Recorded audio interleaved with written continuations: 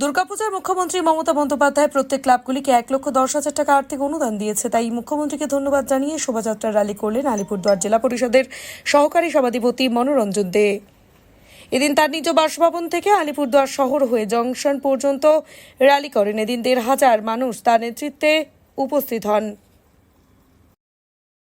আমাদের মাননীয় মুখ্যমন্ত্রীকে শতকোটি প্রণাম জানাই যে আমাদের প্রত্যেকটা ক্লাব সার্বজনীন দুর্গাপূজা কমিটিকে ক্লাবকে যে আর্থিকভাবে 1,10,000 টাকার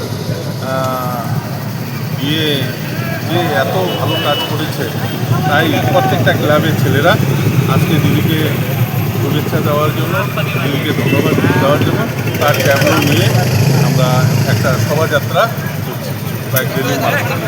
এটা কোথা থেকে কোথায় যাবে র্যালিটা? আমাদের র্যালি এই সাহেবকোটা থেকে জংশন অবধি যাবে, ডিআরএম অবধি।